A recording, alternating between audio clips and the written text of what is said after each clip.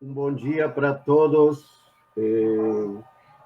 Muito obrigado a nossos secretários de saúde por essa entrega nesse momento em que o tempo de vocês é tão importante. Agradecemos muito, especialmente, ter concedido esse momento para nós trabalhar com o nosso programa de hoje, que justamente busca desenvolver da melhor maneira possível isso que é toda a nossa preocupação, todo o nosso interesse e nosso objetivo de levar informação para todos aqueles que nos seguem e as comunidades, tanto de Canela quanto de Gramado. Um bom dia, secretária de Saúde de Canela, doutora Patrícia Vale. Sim, bom dia. Bom dia, é um prazer sempre a gente estar em reuniões assim tão importantes, né? Para discutir ações, isso aí sempre é importante, essa troca. E é uma satisfação muito grande. Obrigada. Nós que agradecemos. Bom dia, nosso secretário de Saúde de Gramado, João Teixeira. Como está, João? Bom dia, professor Juan. Bom dia, Lucas. Bom dia, colega secretária de Saúde do município de Canela, Patrícia Vale. E um bom dia também especial às pessoas que neste momento estão assistindo, nos ouvindo, porque é muito importante para essas pessoas ouvir as informações dos órgãos oficiais. Aqui nós temos os órgãos oficiais da saúde dos municípios maiores da região das Hortênsias, Gramado e Canela, que com certeza tem feito um trabalho no sentido de passar as informações seguras a toda a população. No momento em que muitas são pronunciadas, é mais que importante, e por isso eu quero já, de pronto, agradecer a oportunidades que estão nos dando de conversar com a população aqui de Gramado, Canela e região. Eu quero começar agradecendo o colega Lucas Brito. Bom dia, Lucas Brito. Bom dia, professor Juan, colega aí também de profissão, né, jornalista. Isso aí. Queria dizer o seguinte para todos aqueles que estão acompanhando esse programa hoje. Muito importante tudo que possa ser tratado, tudo que possa ser esclarecido, dialogado. Mas eu quero trazer aqui algumas questões que são muito importantes também. Em primeiro lugar, eu quero parabenizar o secretário João Teixeira. Para quem não conhecem, ele eleito vereador que assumiu o cargo de secretário de Saúde numa hora que poucos queriam assumir esse desafio. E dizer para você que é muito valioso seu empenho, sua dedicação, e nessa hora, esse gesto de ter abandonado a possibilidade de se candidatar novamente para acompanhar nessas horas a gestão difícil que é estar a cargo de uma pasta como saúde. Dizer também que a secretária Patrícia também parabenizo pela coragem nessas horas estar a cargo de uma pasta complicada, num momento complicado, mas é nesses momentos em que se vê o tamanho e o comprometimento que cada cidadão tem para com sua comunidade. Eu queria começar essa parte dizendo que faz muito tempo atrás eu perdi um irmão com 28 anos por um problema de entubamento, um erro de praxe médica. E, portanto, eu sei o que é sofrer a perda de um ser querido, de um ser próximo. Eu quero dizer isso nessas horas em que a gente está se acostumando com reconhecer que as perdas têm a ver com pessoas queridas, pessoas conhecidas. O que multiplica a responsabilidade e o trabalho de cada um que trabalha nessa função, nessa missão. Portanto, o que quero agradecer primeiro é a dedicação, o empenho, o sacrifício e sobretudo, entrega desmedida de todos aqueles trabalhadores da saúde que tanto estão fazendo, não só para cuidar vidas, quanto para multiplicar as possibilidades de sobrevida de muitos pacientes. Dito isto, secretários, eu quero começar com uma questão que tem a ver com o início de nossa chamada. Qual é a cor de bandeira que realmente deveria ter tanto Gramado quanto Canela? Está certo essa vermelha? Isso corresponde à realidade? Para onde vamos nesse sentido? O que é o que nós podemos considerar nesse sentido? Eu quero ceder a palavra para vocês. Vocês hoje são os protagonistas. Eu tenho passado uma pauta e a partir dessa pauta nós vamos desenvolver os trabalhos, mas estou aberto também às consultas que estão chegando da audiência que nos está acompanhando. Secretária. Bom dia, então, novamente, né? Aqui a gente... Bom dia. Realmente a gente assumiu a pasta agora no meio de uma pandemia, né? E como o secretário João Teixeira, a gente está no enfrentamento aqui de guerra, né? A gente vem enfrentando assim, mas tentando se organizar frente a uma situação tão inesperada e que pegou o mundo todo de uma forma muito violenta. E a gente não estava preparado para isso. Nós passamos já por situações de H1N1, onde a gente também nos pegou despreparados, mas parece que não foi tão avassalador, né? Que foi pontual, as coisas vinham acontecendo, a doença vinha acontecendo, as pessoas iam se preparando e a gente, quando chegou aqui, a gente estava mais ou menos preparado. E nessa pandemia, não, como qualquer pandemia, a gente viu que não, chegou avassaladora no mundo inteiro, né? Com um período muito curto de passar de país em país, e a gente se viu meio perdido nessa situação.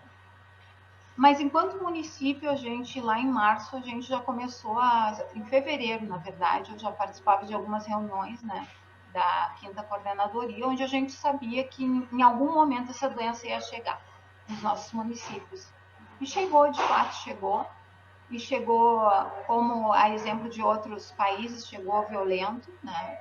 E a gente, enquanto município, começou a se organizar para o enfrentamento dessa pandemia. O que a gente priorizou, assim, que achou assim, que era o momento da gente sentar e organizar a equipe e preparar essa equipe. Então, a gente contratou infectologistas, um grupo de infectologistas para nos auxiliar na questão de proteção da equipe e enfrentamento da doença das pessoas da comunidade. A gente organizou o nosso comitê técnico, né, onde a gente implantou as reuniões semanais com pautas estabelecidas e traçando metas semanais. Porque a gente viu o quê? Que todo dia chegava uma notícia diferente sobre a doença, as situações diferentes, e a gente ia se preparando semanalmente e vem se preparando assim. A gente construiu, então, a tenda no hospital, que a nossa realidade é um pouquinho diferente da realidade do João, né? A realidade ali de Gramado é um pouquinho mais estruturada, assim, um hospital mais estruturado, onde tem uma UTI, isso aí facilita bastante, sabe? Por mais que tenha uma demanda maior, né? A gente cria, no momento que tu tem leitos de UTI, tu tem essa demanda também para suprir, né? E eu entendo isso. E aí a gente criou a tenda para o atendimento, então, de síndromes gripais, para evitar que esse contágio ocorresse nas UBSs, e deixamos as UBSs para atendimento de outras patologias. Então, a tenda ali ao lado do hospital ficou só para atendimento de síndrome gripal. Diante disso, a gente daí foi tentando compilar dados, né? Então, a gente fez um mapeamento de como estava se comportando o vírus no município.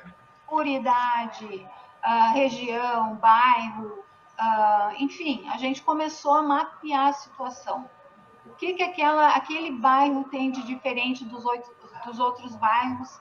A gente começa a sentar e se questionar e fazer um round de discussão, onde a gente tenta entender um pouquinho do vírus, né? Junto com médicos, o pneumologista, com o clínico, com uma equipe técnica para a gente poder trabalhar em cima disso. E assim a gente vem fazendo esse enfrentamento, sabe? E publicizando isso, publicizando essas informações para a população saber que a gente está trabalhando com dados verídicos, né? Verdadeiros, e que, por mais que as redes sociais hoje ajudam muito, mas acabam nos desgastando um pouco por informações erradas, né? Secretário João, nós temos aqui um propósito, e eu esclareço para a doutora também, Patrícia. O nosso propósito hoje não é o julgamento de vocês, é o contrário. Nós precisamos encontrar um canal de comunicação que seja realmente profissional, sério, para que consigamos trabalhar informação com um viés preventivo, informativo e formativo. De fato, quando eu pergunto, secretário João, se a cor da bandeira é aquela que temos, ou a gente está sendo punido, a gente está sendo castigado, ou merecemos outra bandeira, outra cor de bandeira. Eu não estou dizendo para questionar as decisões do governador, mas sim aquilo que nós podemos para fazer, o que podemos fazer para merecer aquela bandeira que realmente nos identifique na realidade. Uma coisa é o que nós queremos e outra coisa é a realidade.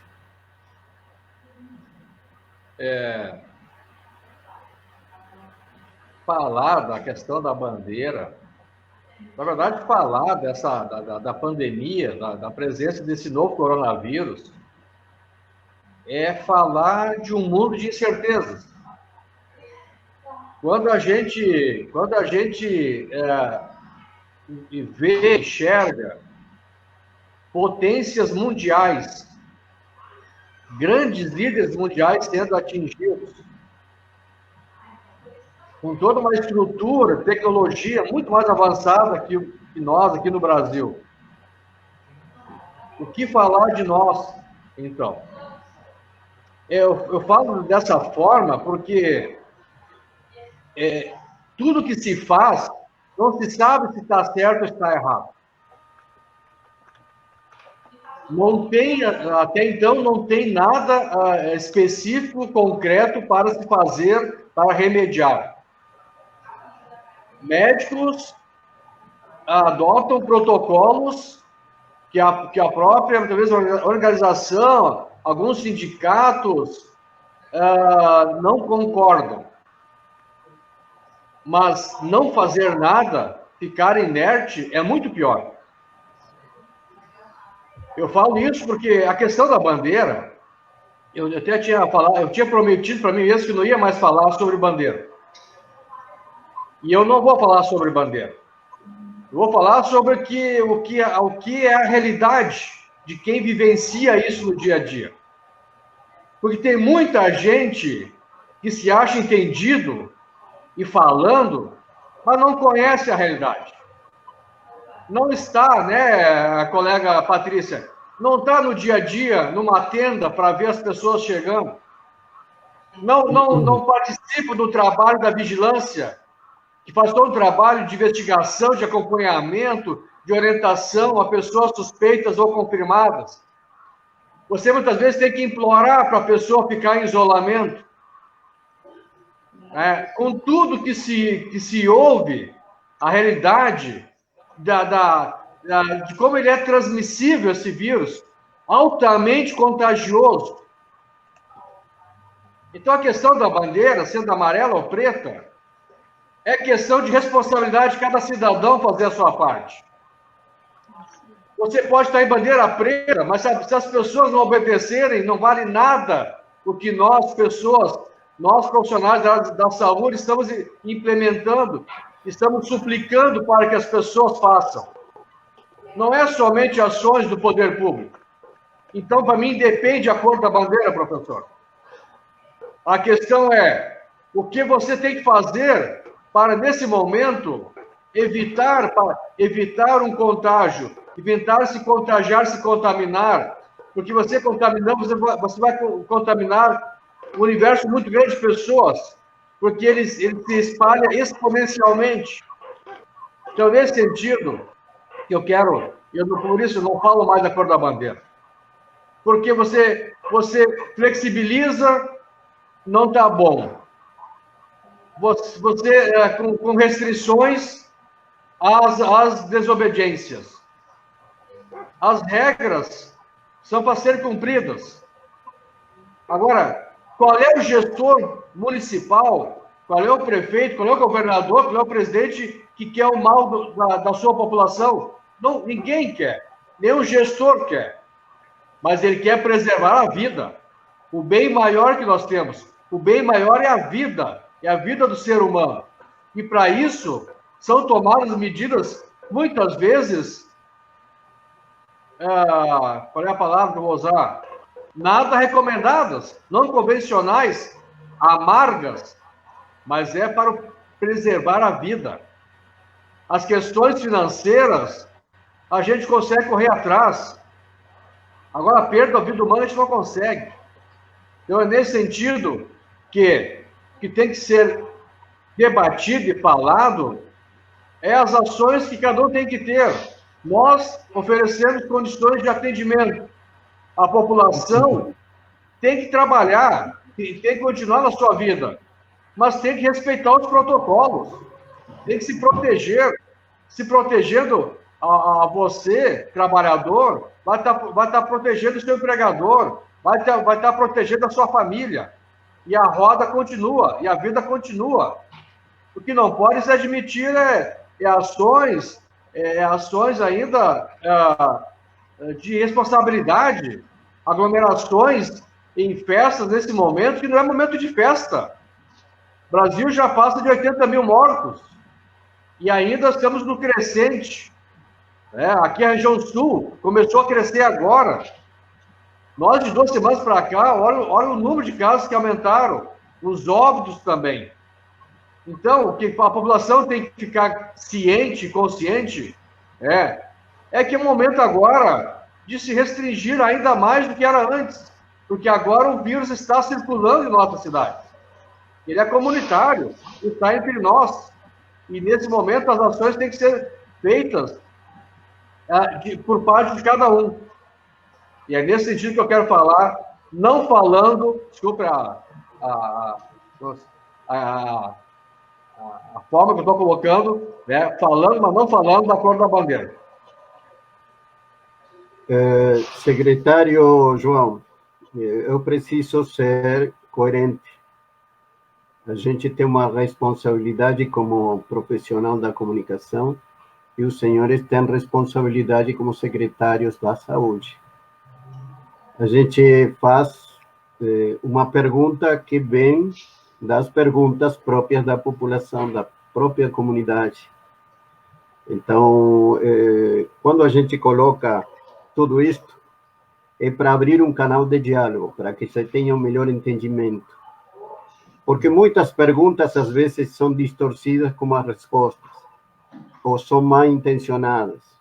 Já temos perguntas aqui indicando, perguntando sobre embasamento científico para determinação de indicação de medicamentos, que vocês já sabem e que vocês já conhecem. Eu não quero entrar em debate, eu quero que se coloque luz em esses temas. Se fala muito em um kit COVID, um kit, e tem dado certo, se está aplicando, se tem condições de fazer em forma preventiva. o que se está fazendo realmente aqui tem pessoas perguntando se o que se está fazendo está de pleno acordo com as orientações da Organização Mundial da Saúde. Eu conheço a resposta de vocês, mas é bom que vocês comuniquem e digam, da mesma forma que a gente escuta as perguntas, entende que o melhor que se pode ter é a resposta, porque a gente está fazendo as perguntas que eles gostariam de fazer nesse momento no meu lugar. Secretária Patrícia, você é médica, certo? Você não, sabe... eu sou enfermeira. Você é enfermeira, desculpa. Você conhece o dia a dia da saúde? Você conhece o dia a dia do paciente e a relação de quanto importante é você curar ou facilitar para a cura numa vida. Eu sei que temos muitas pessoas que têm familiares doentes e que, portanto, estão correndo atrás disso. E, às vezes, passamos culpa indevida a quem não devemos. Eu gostaria que coloquemos um pouco de luz sobre essas perguntas, uma resposta que venha a atender essas perguntas. Bom, na verdade, assim, é um tema bem polêmico, né? A gente tem uma discussão de técnicos, de médicos, né? Entre tu ter não é um estudo científico, é um estudo clínico, da parte clínica, de quem está na ponta. Entre tu ter alguma resposta de algum medicamento prescrito, devidamente prescrito pelo médico, tá? E não ter nada para esse paciente. O que a gente vai optar? O que a gente tem que ofertar?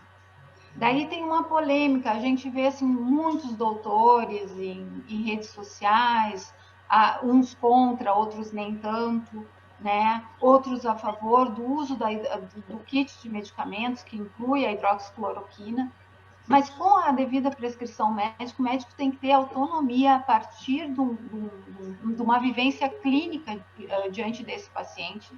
A gente está falando de médicos pelo Brasil inteiro, que está tendo uma boa resposta desse kit de medicamentos, e por que a gente não ofertar para a nossa população?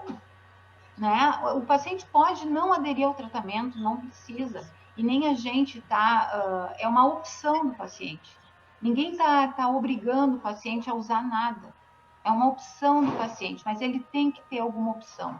Nós estamos falando de uma doença que é desconhecida. E quando se tem alguma resposta efetiva, que não é para todo paciente que vai, não é todo paciente que vai responder bem, quando a gente tem uma boa resposta de um tratamento precoce, o porquê de não ofertar isso aí para a população? Por que as pessoas assim estão questionando tanto essas questões do uso ou não desse kit? Que quem prescreve é o médico e quem vai aderir ao tratamento é o paciente. Isso é individual. O tratamento é individualizado. O paciente vai ter que ter autonomia também de escolha. Olha, eu quero fazer uso dessa medicação, sabendo de todas as questões, de todos os efeitos adversos que ela pode causar, mas da situação de ter uma chance de responder bem ao tratamento, por que não ofertar? É isso que eu me questiono, entende? Eu acho que alguma coisa a gente tem que fazer. Não tem comprovação científica. A OMS é contra, a Organização Mundial da Saúde está se colocando contra o uso desse kit. Mas por que a gente não ofertar se a gente tem estudos clínicos da clínica, onde o médico está prescrevendo, que é a pessoa que tem que ter autonomia de prescrição de medicamento? Como que qualquer pessoa vai estar ali opinando sobre a prescrição médica, sobre a conduta médica? Que é uma pessoa que estuda 6 anos, depois passa mais 3 anos numa especialização. Por que não ofertar?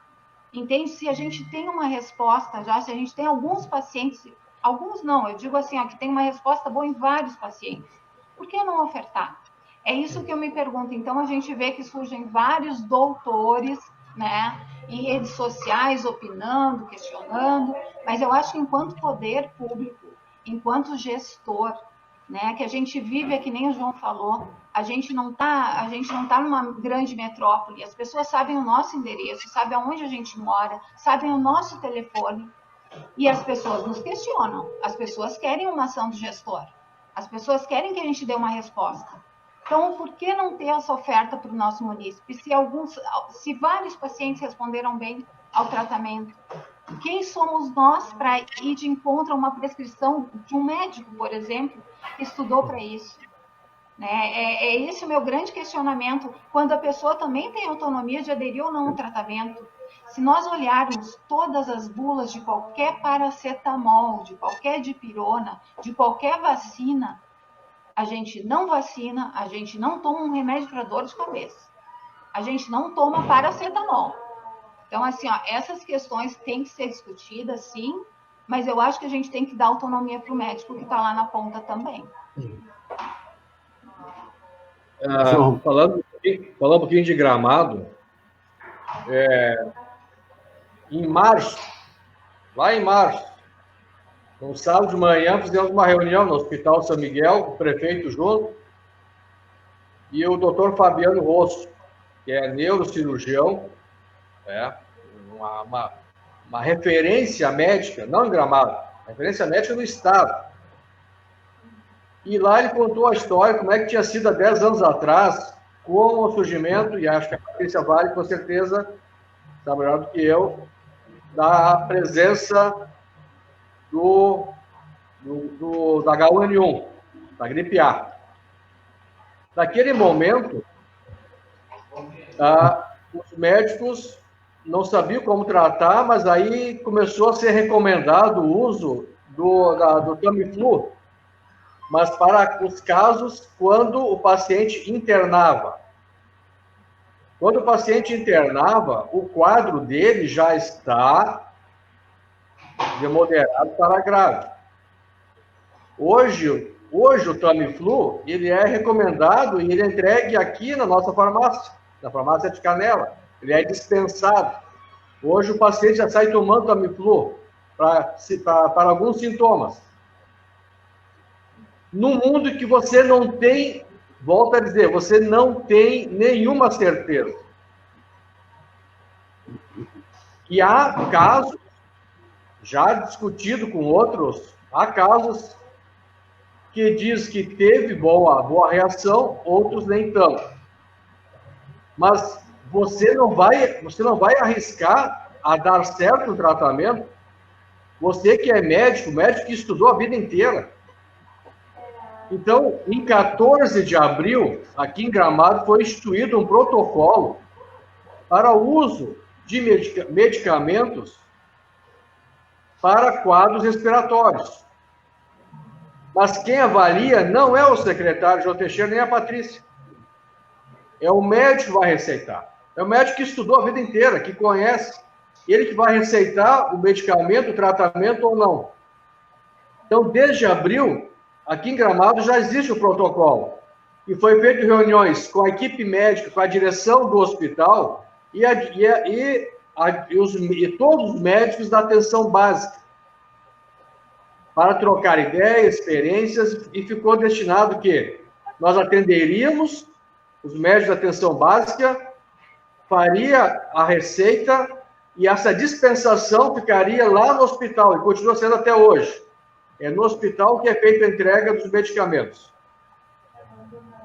Nós até estamos pensando agora em inverter a situação para que seja feita também a dispensação junto à tenda, para evitar que a pessoa vá no hospital. Estamos negociando com o hospital isso. Com o uso, sim, de hidroxicloroquina, azitromicina e Tamiflu.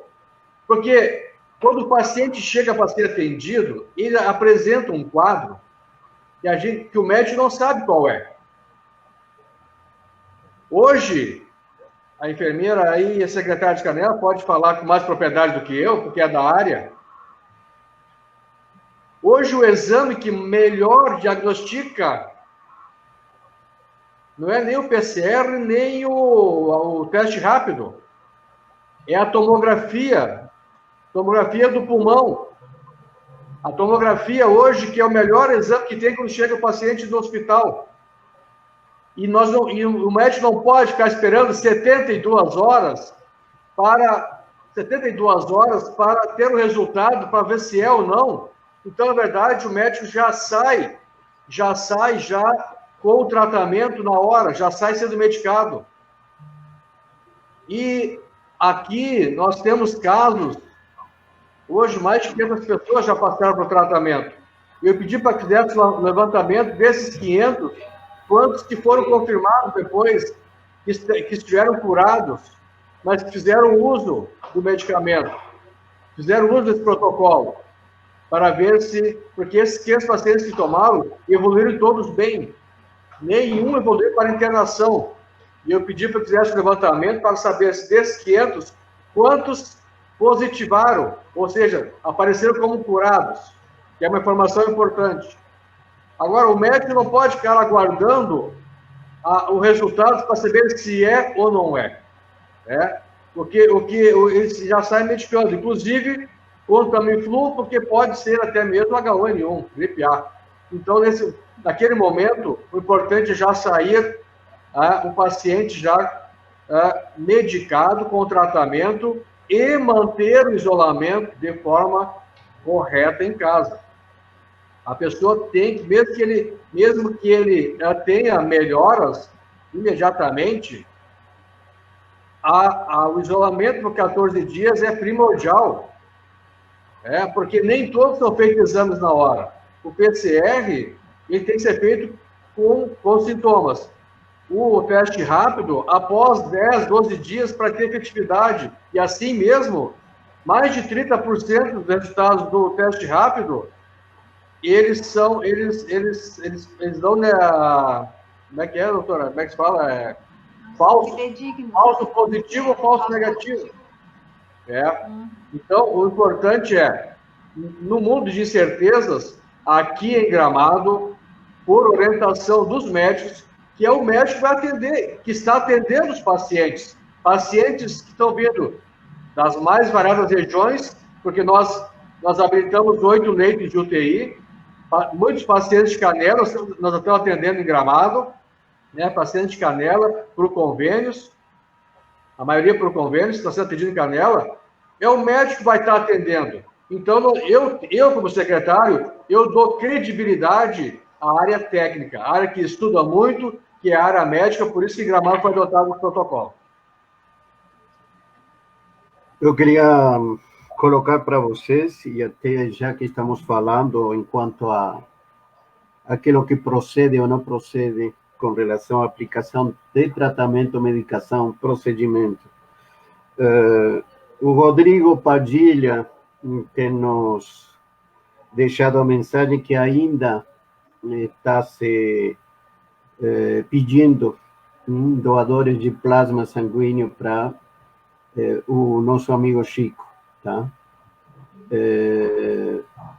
Plasma sanguíneo que precisa ser de paciente curado mínimo 15 dias, sexo masculino, grupo sanguíneo B positivo. E aí eu pergunto, tem muita gente que tem questionado aquilo que está falando a Patrícia. Tem muita gente que tem questionado o procedimento enquanto a transfusão de plasma, sim? Pelas consequências, pelos efeitos colaterais, pela rejeição ou as possibilidades. Mas nós estamos falando aqui de um caso concreto onde se busca uma alternativa possível, sim? Já que temos uma evolução do paciente que é muito séria, certo? Estou colocando isso porque, assim como tem gente questionando por aqui, me dizendo que em outros países, justamente, essa medicação feita campanha e entregue de forma massiva, tem dado resultados muito positivos. Quando você se pergunta em por que não se faz, e por que não conseguimos, também aparecem outras perguntas. O que fazer de melhor para conviver com esse vírus de forma não tão agressiva para com o organismo, e não parar a economia, e não parar a condição de trabalho, porque nós precisamos trabalhar. E estão pedindo isso justamente pessoas que estão seriamente afetadas com essa relação economia parada, saúde controlada. Patrícia. Olha, eu tenho uma opinião bem particular assim, em relação a isso. Tá? Eu acho que a gente vai ter uma pós-pandemia, um problema bem sério em saúde pública, fora outras questões econômicas, né? Saúde pública eu falo porque a gente vai ter que preparar nossa estrutura, porque as pessoas não estão conseguindo pagar seus planos de saúde, porventura quem tenha plano de saúde, né, vai ser a primeira coisa que eles vão abolir, né, da questão orçamentária e familiar. A gente vai ter que estruturar essa equipe de saúde para receber essas pessoas também que não vão ter condições de pagar, de manter os seus planos, lógico, inclusive com um atendimento emocional, psiquiátrico mais efetivo e mais composto com mais pessoas, com mais profissionais dessa área de psiquiatria, psicologia, porque a gente está vendo que as pessoas estão vivendo um momento emocional extremo, né, sofrendo, se não com a doença por atingindo um familiar ou um conhecido ou a própria pessoa, mas pela questão econômica, que a gente vê que tem gente que está passando dificuldade extrema, inclusive de fome, né? Isso aí não é incomum. A gente vê pessoas que tinham uma situação bem confortável e agora estão passando por dificuldades extremas e não são pessoas de longe do nosso convívio, né? Então, isso aí a gente vai ter que estar estruturado em relação a isso, ao pós-pandemia, né? E a questão de voltar às atividades econômicas, eu acho que tem que ser, como o João falou, eu acho que tem que ser gradual, né? Porque a gente vai conviver com esse vírus enquanto não tem uma vacina, a gente vai ter que conviver. E com todas as questões de distanciamento social, de precaução, lavagem de mãos, higiene, vai ter que ser muito mais intensificado se voltar a questão econômica gradativamente. Isso aí são questões assim que a gente tem que sentar e conversar a respeito. Como voltar essa atividade econômica? Como que a gente vai retomar nossas vidas, né? Mas, ao mesmo tempo, estruturar a nossa equipe, a nossa gestão, gestão municipal, não só a saúde. Porque qual a estrutura que a gente vai dar para esse município? O que a gente vai auxiliar ele? Como nós, enquanto Secretaria de Saúde, porque o recurso que vem da saúde é um recurso que acaba, como a gente vai estruturar essa estrutura de saúde para receber esse paciente que vai precisar de um atendimento, porque um atendimento clínico, um atendimento psiquiátrico, para dar esse suporte emocional, porque a gente sabe que em algum momento essa doença vai refletir na vida das pessoas, se não físico, emocional e economicamente. Então, assim, a gente não viveu uma pandemia de um mês. A gente está vivendo uma pandemia que está durando. A gente está aí já há 3 meses, há mais de 3 meses, e vai ir, a gente não sabe aonde que ela vai parar. Então, como a gente, enquanto gestão, vai se estruturar para dar esse suporte para esse município? Né? Isso aí é um questionamento, é uma preocupação que eu acredito que é geral e preocupante. Patrícia, para seguir na mesma linha de raciocínio, nós hoje temos como referência o nosso mapa. Que é nosso mapa? O nosso boletim epidemiológico, certo? Com números que referem situações. E eu tenho informação do dia de ontem, sim? No momento, Canela tem 36 infectados, sim. 93 recuperados e 1.605 exames realizados. Certo? Certo. Temos essa situação com uma realidade, sim. Pessoas em isolamento domiciliar, 210. Pessoas com alta de isolamento domiciliar, 28. E temos também casos em análise, suspeito, 8. Casos até hoje confirmados, 131. Hospitalizados, 9. Suspeitos, 2. E óbitos, 2. Esse é o mapa de Canela, certo? Certo. Que é o que esse mapa nos diz como tendência? Hacia onde nós vamos? Que é o que nos está marcando esses números com relação ao que foi o início, Patrícia?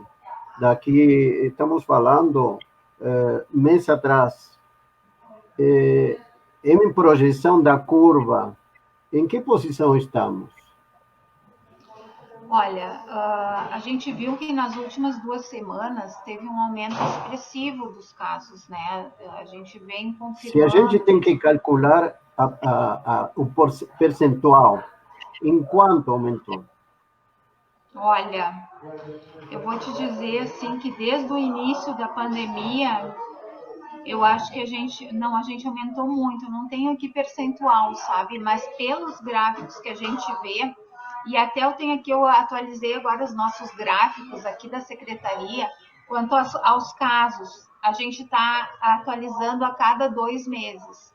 E a gente viu que teve um salto, tá? Ontem até eu estava conversando com a equipe, e a equipe acha que a gente está bem no ápice da curva, né? Que daqui um pouco, talvez na outra semana, sem ser semana que vem, mas na próxima semana, a gente vai começar a ter um declínio da curva.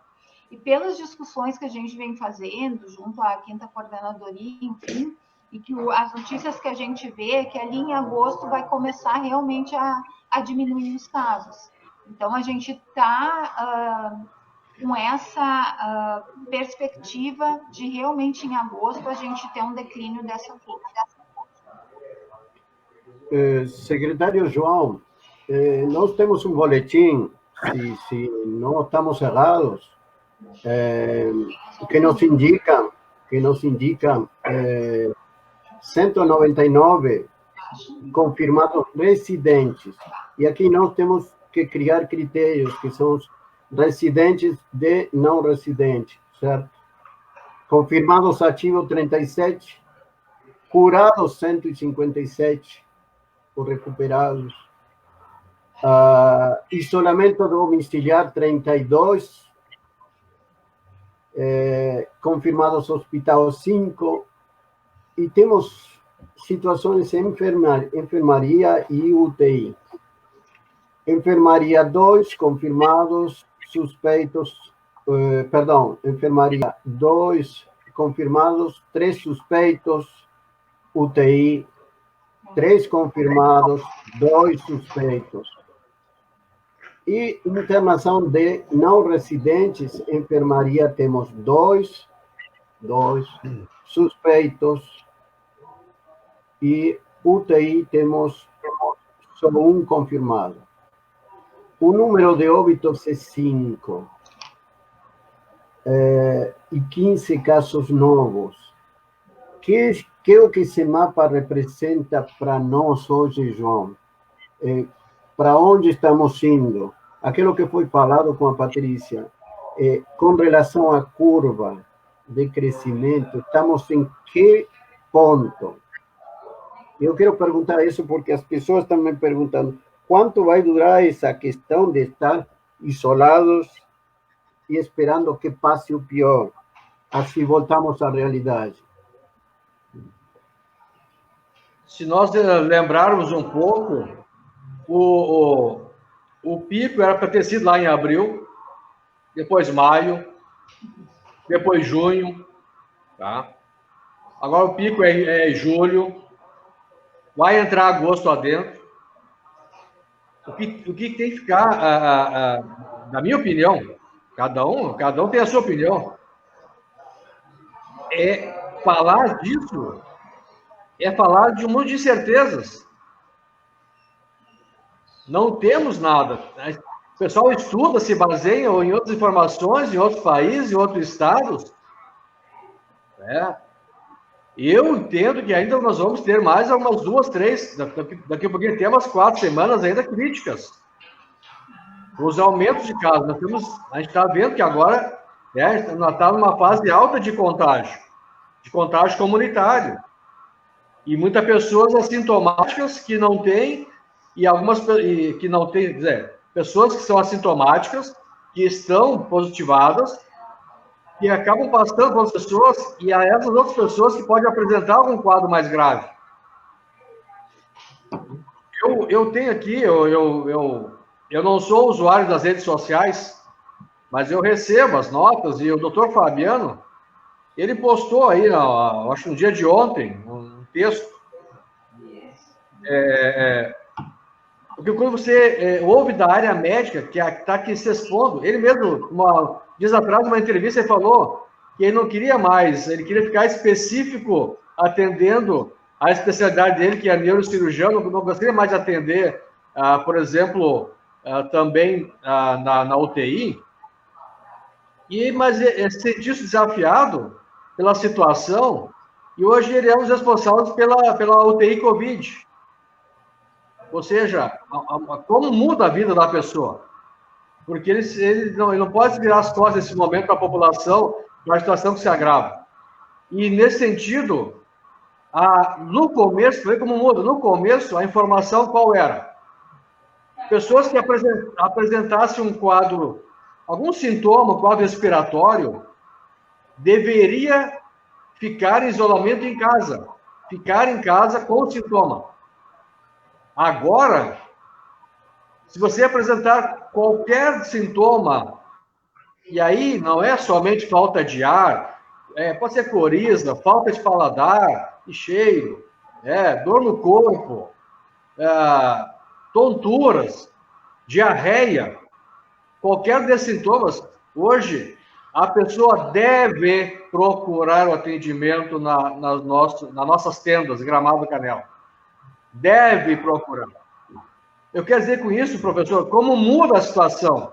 Por isso, tudo que a gente falar, cada dia é um dia. E a gente toma decisões, nós como gestores da saúde, juntamente com a administração, com o prefeito, as ações são tomadas conforme vai se apresentando. Nós abrimos 8 leitos a mais que tinha. Não está sendo suficiente. Então, por quê? Porque quando o caso se apresenta, são quadros que, quando há necessidade de internação, os pacientes, eles chegam numa situação que, para você sair, se recuperar, leva semanas. Não é um quadro que você cura em poucos dias. Então, você passa semanas em leitos. Não tem uma rotatividade muito alta. Por isso que toda a estrutura que se tem, ela se apresenta ser insuficiente. Agora, a questão da vida continuar, eu já falei antes, eu defendo que sim, independente da cor da bandeira, tem que continuar. Mas continuar com aquela proteção, com aquela segurança. Porque que a gente vê que a maioria das pessoas cuidam, outros nem tanto. E essas que nem tanto, acaba, muitas vezes, acontecendo situações de contaminar um setor, uma indústria, ou um comércio, uma prestação de serviços, e acaba afetando isso fortemente, porque esse vírus tem um alto nível de contágio. O que eu queria deixar também, assim, bem registrado, a questão dos nossos leitos. Eu dei uma olhada no Google agora de manhã, dos 10 leitos de UTI geral, nós estamos com 8 ocupados. E da UTI Covid, nós estamos com 8 pacientes de UTI Covid, mais 7 em enfermaria. Estamos com 15 pacientes internados no hospital, com quadros moderados e graves. Eu, conversando com o hospital, com a direção do hospital, eles estão pensando daqui um pouquinho em abrir mais 2 a 4 leitos de UTI. Mas assim mesmo, existe na estrutura do hospital 2 enfermarias com 8 leitos cada uma, que aquilo que eu falei antes, conforme a situação vai se colocando, ações vão sendo tomadas.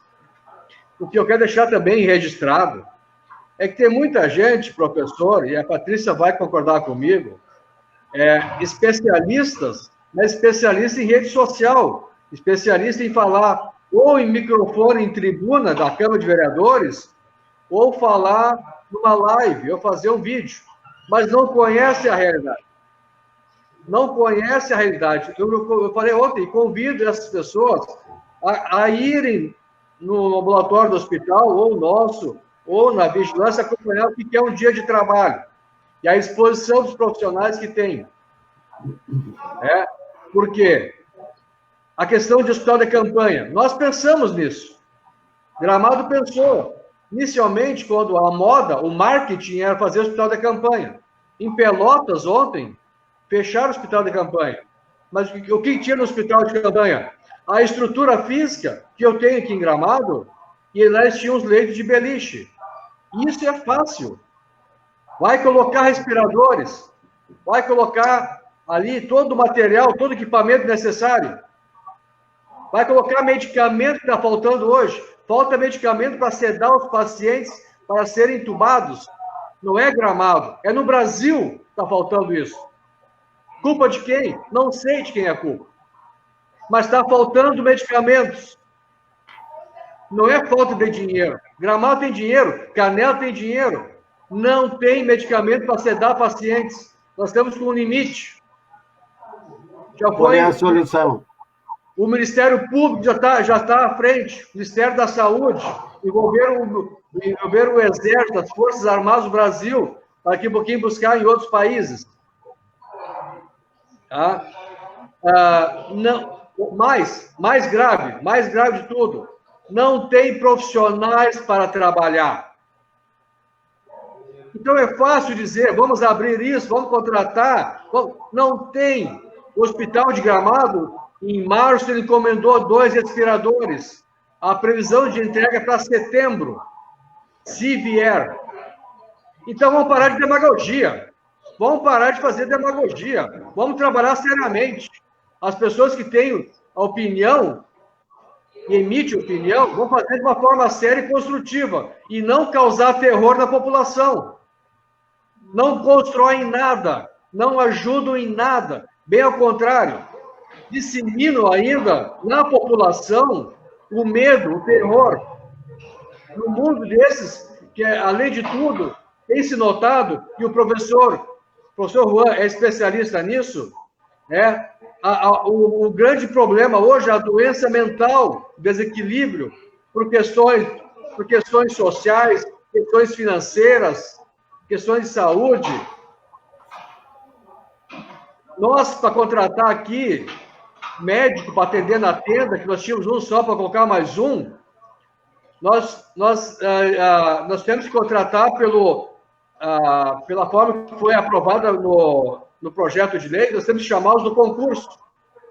Foi ligado para 15 médicos do concurso, só um aceitou. Não tem profissional à disposição para trabalhar hoje. Então vamos parar de fazer demagogia quem emite opinião. Eu tenho quase certeza que a Patrícia concorda comigo. Porque pegar um microfone, pegar um celular e fazer uma live e dizer que tem que contratar mais profissional, comprar respiradores, se fosse tão fácil, estava resolvido. O mundo, se fosse tão fácil, as grandes potências mundiais não teriam os números de mortes que tiveram.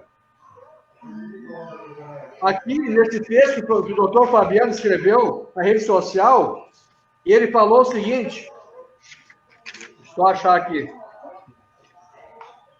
Ele escreveu assim: venderam a ideia de que respiradores e leitos de UTI seria a única solução do problema. Isto é para quem nunca viu de perto essa doença, chamada Covid. Mesmo que a gente saiba que por trás do respirador, que obviamente não funciona sozinho, pode ter a melhor equipe de intensivistas. A mortalidade é altíssima em qualquer lugar do mundo. Quem fala isso não é o secretário João Teixeira. Quem fala isso é um médico renomado de Gramado, chamado Dr. Fabiano, que escreveu hoje em rede social. Então, pessoal, o que eu quero dizer é isso, que tudo está à disposição, tudo está sendo possível fazer, os municípios têm feito, Gramado, Canela e os demais. O que eu quero dizer é que pode fazer demagogia e venham construir de forma, emitir opinião de uma forma construtiva. Acalmem a população, e não façam, e não larguem mais o medo no meio dela. Patrícia, eu sei que teu tempo também está complicado, mas eu quero dizer que não temos só notícias ruins, que eu acho que você tem alguma notícia boa, eu sei que tem algo de ambulâncias por aí chegando, e isso faz parte das boas notícias que precisamos dar em primeira mão, certo? Isso, certo. A gente já quer divulgar aqui em primeira mão que veio 3 ambulâncias pequenas para nós, para fazer o transporte interno aqui do município e, enfim, fazer exames até Gramado. E são ambulâncias novas, bem equipadas e eu estou muito feliz, assim, em meio à pandemia, da gente poder ter esse serviço um pouquinho mais estruturado para a nossa população. Eu me sinto orgulhosa mesmo. Mas agora, aproveitando o gancho ali do João, eu quero dizer que a saúde a gente não trabalha, não é uma ciência exata, é uma ciência humana. E a gente precisa de gente para trabalhar. E a gente vê também uma equipe com medo, porque são humanos, né? A gente vê que eles estão com muito medo de trabalhar, muito medo de ter a doença, medo de levar a doença para dentro de casa. Então, assim, o que a gente vê? E outra coisa, a nossa equipe também está adoecendo. A gente também tem gente da linha de frente que teve que ficar em isolamento, está em isolamento. A gente tem uma equipe reduzida em função disso. Então, assim, se não é em função do decreto que muitos têm comorbidades e não podem trabalhar, tem outras pessoas que estão, sim, ficando doentes por causa do Covid. Então, assim, a população tem que saber disso também, que não somos super-heróis, não tem uma carapaça de ferro onde a gente se protege de tudo. Não, a gente está bem exposto, mas a gente está trabalhando com muita dedicação, muito afinco em relação a isso. A gente quer que esse período passe logo também, mas a gente está ali trabalhando em prol de uma população, né? As 2 cidades são co-irmãs, né? A gente tem uma relação muito importante já há muito tempo de parceria, né? Eu quero agradecer aqui de antemão o João, que sempre foi um parceiro aqui com o nosso município, né? Então, a gente tem essa parceria importante, que somos muito próximo. Então, a gente é muito parceiro nisso. E eu sinto liberdade de ligar para o João, da gente trocar ideias, porque a gente precisa ter essa discussão junto com o nosso município mais próximo, que é Gramado, né? E a gente vai se apoiando. Só que a gente precisa de uma equipe boa, coesa e saudável. E se a gente não tiver isso, o serviço fica prejudicado mesmo. Então, os nossos profissionais da saúde, médicos, enfermeiros, técnicos de enfermagem, o pessoal da higienização, está todo mundo exposto também. Está todo mundo ali na linha de frente. E as pessoas têm que saber disso, que a gente não é imune à doença, mas que a gente está prestando esse atendimento à população, sim, e que a gente vai continuar com toda a força, porque a gente sabe que as pessoas precisam do nosso trabalho. Era isso, assim, basicamente. Patrícia, queria destacar algo que é importante para fazer extensivo para o João também, que é a questão da responsabilidade na comunicação, na divulgação e espalhar aquilo que justamente tem a ver com um formato novo de fake news, que é um lobby através das redes sociais. Sim? Eu tenho convidado a várias pessoas que fazem parte dos grupos a participar. Infelizmente, não teve sucesso. E eu convidei a fazer perguntas para que vocês possam responder. algumas chegaram, outras não. E talvez seja a hora de assumir com responsabilidade uma questão de comprometimento, de compromisso com a sociedade como um todo, para criar um canal de comunicação limpo, puro, para que não tenhamos todas essas interferências que tanto mal estão fazendo psicologicamente as pessoas, que tanto pânico estão criando, que tanto temor, que tanta angústia. Eu queria dizer também para todos aqueles que nos acompanham, empresas que estão acompanhando o nosso programa, um obrigado para a empresa de educação Unopar, sim, Unopar, a primeira universidade à distância em Gramado. Dizer um muito obrigado para a RH, gestoria de pessoas, um muito obrigado para Máxima Performance, também especialistas em neurolinguística e em neurocoaching. Dizer muito obrigado para o Lauro Zink Júnior e seu consultório. Empresas que estão acompanhando o nosso trabalho com seriedade. Dizer que tem gente que tem ligado aqui, João, a questão de UTI COVID e UTI convencional, qual é a diferença técnica? É uma preparação especial?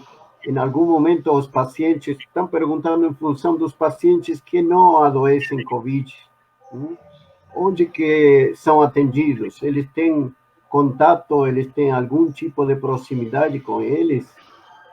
Obviamente, gente que não conhece quer saber, certo? Assim como Canela fez, Gramado fez, tanto na parte dos postos, no hospital não é diferente. Hoje você separa os quadros respiratórios já na chegada, na recepção. Você já isola qualquer quadro respiratório, suspeito ou não de COVID, tá? Porque esse paciente pode vir a ser positivo. Então, você já não tem contato com as demais doenças. No hospital também é assim. As UTIs são separadas, são em lugares diferentes, andares diferentes. Não tem contato. Nem a pessoa que fica na enfermaria, na enfermaria, ela também fica isolada das demais enfermarias. Porque, volto a dizer, hoje, dito pelos médicos, não é pelo secretário, hoje o exame que demais tem dado resultado não é nem o PCR, é a própria tomografia. O médico já sai tratando o paciente pela tomografia, porque demora para vir o resultado. Então, você já faz a tomo e já sai medicando. Alguns pacientes, inclusive, o de uso de oxigênio. Bueno, então, as UTIs são diferentes, as enfermarias são separadas, não tem contato. Tá? Isso é importante ficar bem registrado. É feito o hospital, existe todo um trabalho também da própria vigilância também, no sentido de contágio. Os profissionais também não são os mesmos, os profissionais, e eles atendem com todo aquele equipamento para atender os pacientes suspeitos ou confirmados. Então, não tem contato. Tá? Então, isso é importante ficar a segurança que tem no atendimento aos pacientes. Não sei se é isso. Sim, estou colocando aqui para conhecimento de vocês, gente, Igor Barros, parabenizando o trabalho de vocês, Júlio Fiore também, destacando a coragem do secretário João, que faz muito bem dizer o que está dizendo, que o que a gente precisa saber, e um obrigado por dizer o que diz. E tem gente que também está questionando com relação ao preventivo do que é a fiscalização e do que são as barreiras sanitárias. Sim. o que podemos fazer de melhor para otimizar o trabalho preventivo através da fiscalização no uso de máscara, álcool gel e agilizar e multiplicar o número de barreiras sanitárias. Aqui de Gramado, falando brevemente, até pelo adiantado da hora também, a questão das barreiras, nós implementamos, eu coloquei, isso está a nível de gabinete, existe um gabinete de crise em Gramado que avalia as situações, então, isso está para a decisão do gabinete de crise. Nós que na saúde, nós não temos braço suficiente para colocar pessoas e fazer esse trabalho. Pode ser voluntário? Pode, né? Tem toda aquela questão de exposição, depois de responsabilidade, caso uma pessoa dessa venha se positivar. Então, tem toda uma situação, uma segurança que todo setor público tem que ter nesse momento, né? A questão de uso de máscara, a questão da própria barreira, a barreira que pode passar, eu vou passar pela barreira, vou ver se eu não estou com febre, né? E eu posso estar positivo para a Covid. Porque eu estou assintomático, eu não estou com febre, eu posso estar. Então, falando na parte técnica, ela não tem tanta eficácia. Tá? Eu sei que pessoas não vão gostar disso, mas é o entendimento que tem, e não é dito por mim. É pela área técnica, pela parte que estuda a parte de epidemiologia, dentro da vigilância, existe essa posição. Aceito opiniões contrárias. Mas não é por isso que não é feito. Mas o que falta é material humano. Agora, uso de máscara.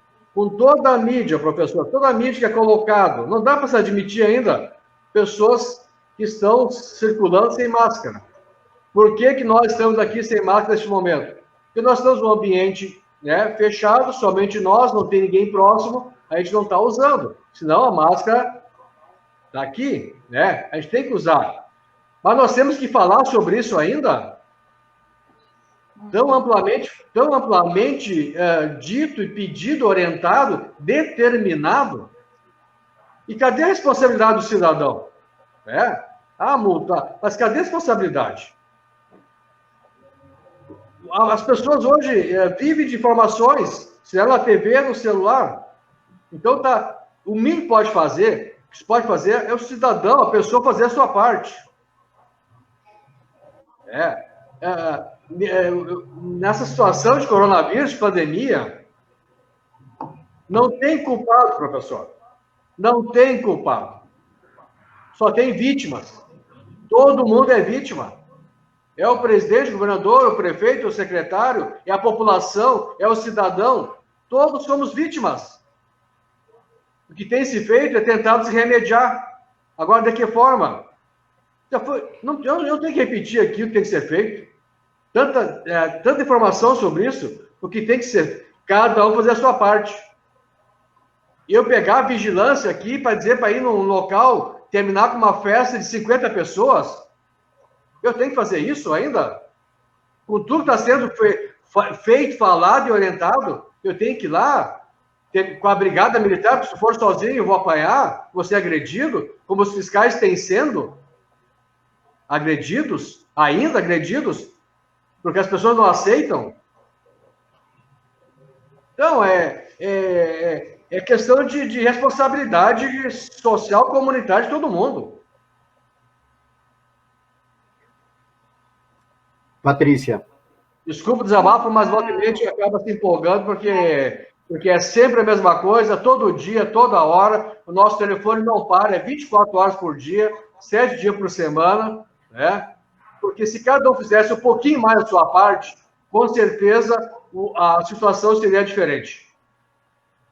Na verdade, eu pactuo com a tua opinião. Eu acho que as barreiras sanitárias, por mais que dê uma suposta proteção e uma sensação que a população está protegida, não está. É mais político do que efetivo, né? É uma situação assim que tu passa uma tranquilidade que não é efetivo. Então, assim, a gente não tem pessoal, como eu vinha dizendo, as pessoas estão também adoecendo de Covid, a gente tem uma equipe cansada, desgastada, tu colocar a equipe para ficar num frio, como já aconteceu aqui, das pessoas estarem no frio. Isso aí tu expõe uma equipe que daqui a um pouco não vai estar lá para atender a população. Então, assim, é irrelevante, né? Uma pessoa que chega aqui, tu vai medir a febre, é como o João falou, a maioria das pessoas estão assintomáticas por dias, né? Estão transmitindo e a gente tem que estar sabendo que estão transmitindo. Então, a gente, como eu falei antes, a gente trabalha com gente. A gente não tem como simplesmente, não é uma máquina, né? A gente depende dessas pessoas para elas estarem saudáveis também, para poder atender a população. Eu já coloquei as pessoas na barreira sanitária e tive assim um questionamento interno muito grande da exposição que eles estavam sofrendo no frio, na chuva, expostas ali a tudo aquilo, né? Quero sempre assim agradecer a equipe toda. A nossa equipe é muito coesa e importantíssima para mim e para toda a população. Agradeço sempre ao hospital, ao pessoal do hospital que trabalham incansavelmente. A equipe aqui da Secretaria de Saúde, que abaixo do mau tempo, são convocados, estão a postos sempre.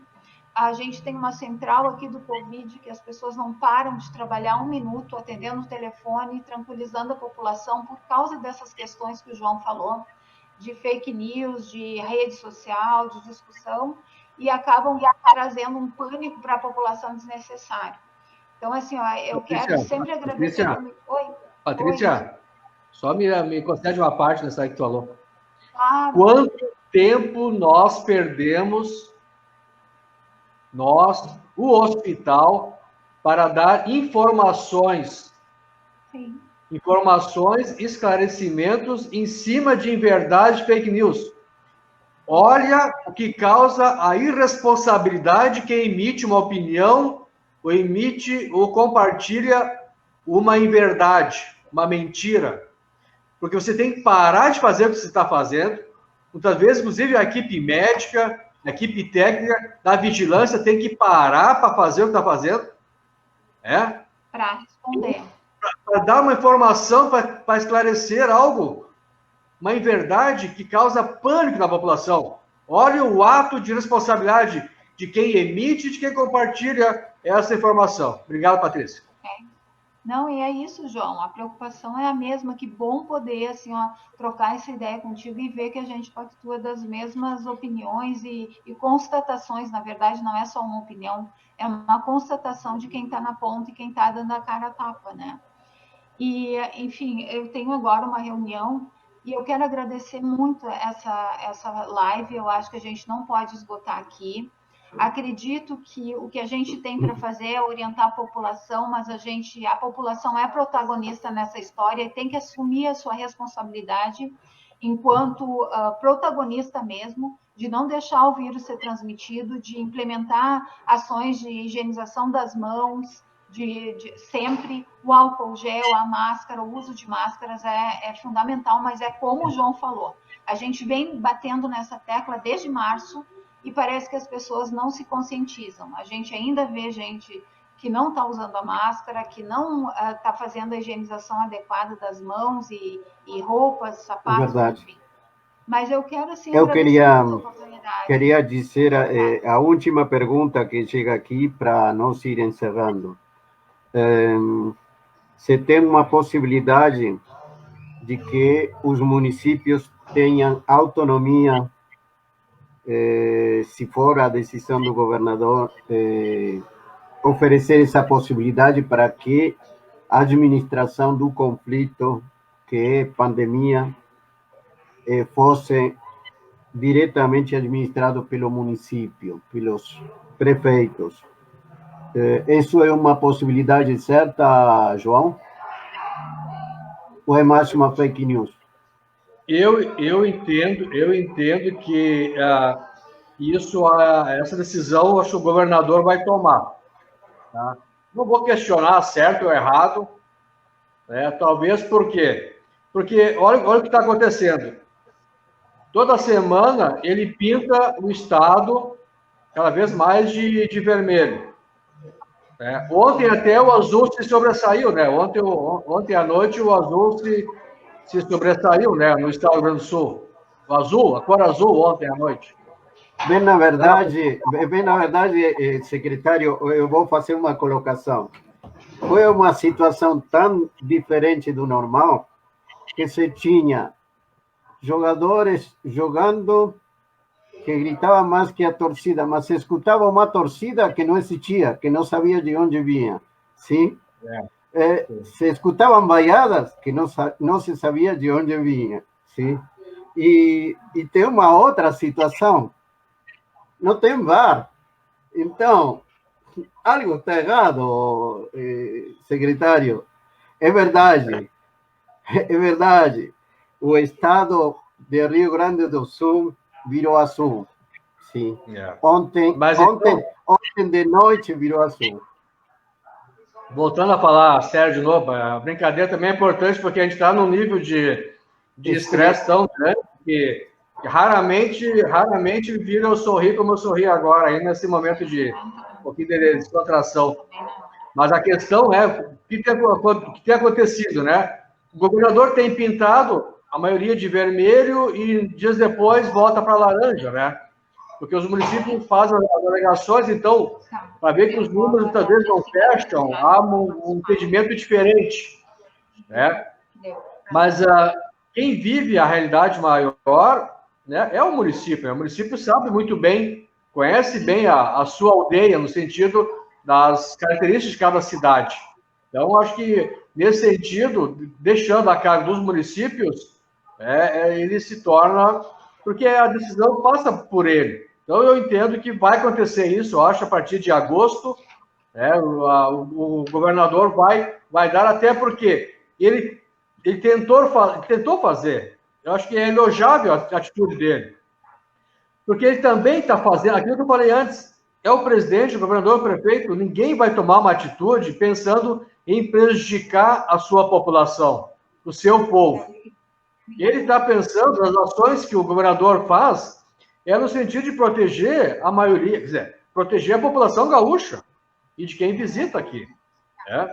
Mas como tem feito, os municípios têm recorrido e acho que os argumentos têm sido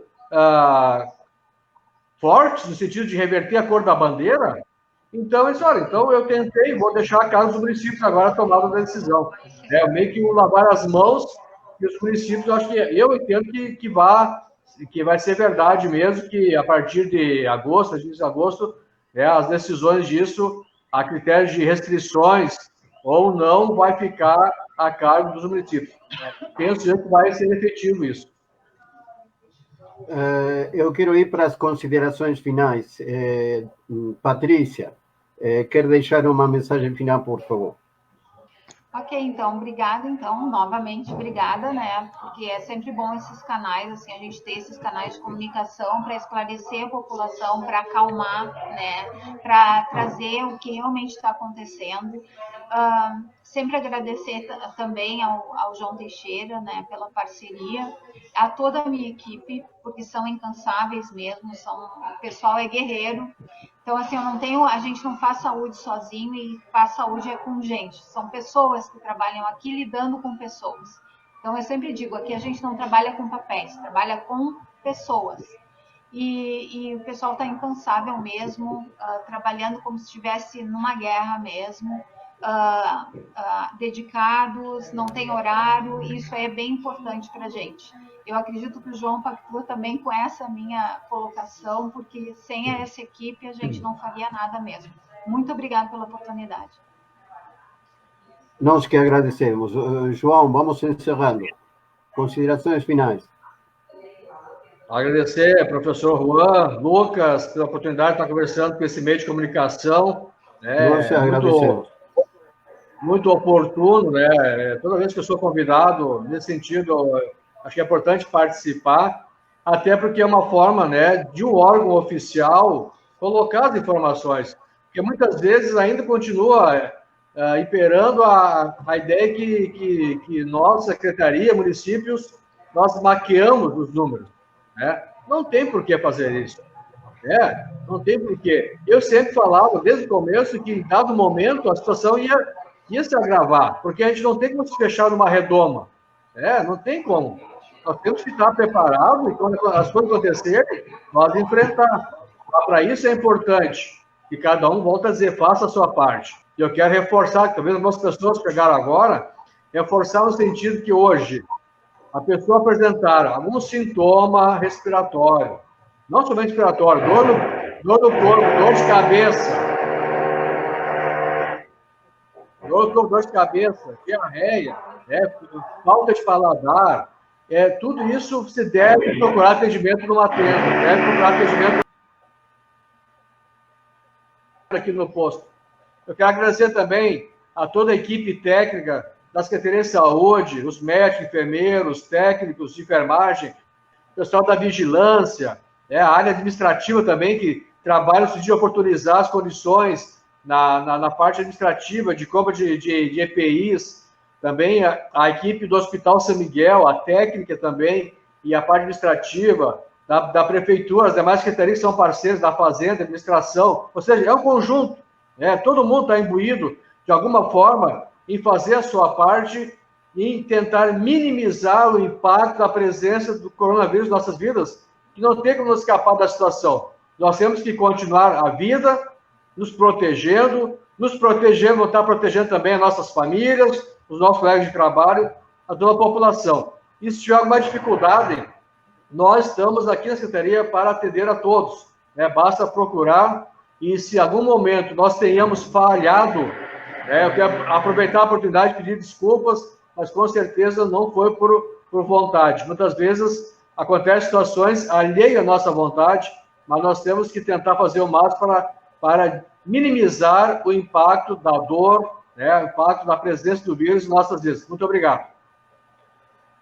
Secretário João, nós agradecemos a sua participação, a sua presença. Dizer que a JCJ Comunicação é uma produtora jornalística independente, sim? Jornalismo com jornalistas, e, portanto, nós temos uma responsabilidade quanto vocês para com a comunidade. Nossa responsabilidade é justamente levar informação com equilíbrio e, sobretudo, respeitando as fontes. E somos aqueles que passamos, informamos e fazemos o que fica para a comunidade. E, portanto, nossa responsabilidade é com essa audiência que nos acompanha, que nos apoia. Agradeço muito, muito, especialmente, a sua participação, secretário, porque você deixou de atender outras pessoas para atender a comunidade através de nosso programa. Agradecimento especial para Lucas Brito por tanto trabalho na produção, por tanto trabalho no armado do programa, e agradecer àqueles que acompanharam até aqui nosso programa. Lucas, vamos encerrando. Certo, então eu quero agradecer aí a secretária Patrícia também, que já teve que sair às pressas, que tinha uma reunião, agradecer o assessor lá também, o Rafael Zimmermann, né, que também nos ajudou com essa parte da produção, e claro, o nosso querido secretário João Teixeira aí, que eu tive a oportunidade também de trabalhar aí junto com ele um tempo, e a gente fica à disposição, né, professor Juan, aí para continuar ajudando nos esclarecimentos, à disposição tanto dos órgãos que estão à frente dessas questões ligadas à saúde, quanto da população, fazendo essa mediação com bastante seriedade, porque nós não estamos aqui para buscar interesses pessoais, e sim o interesse que é público, né, que é o trabalho sério que precisa ser feito, e que a gente percebe que os secretários, prefeitos e governadores, de uma forma ou de outra, estão lutando para que isso seja cumprido. Obrigado aí pela oportunidade também. Muito obrigado e até a próxima. Até a próxima, então. Um abraço, hein?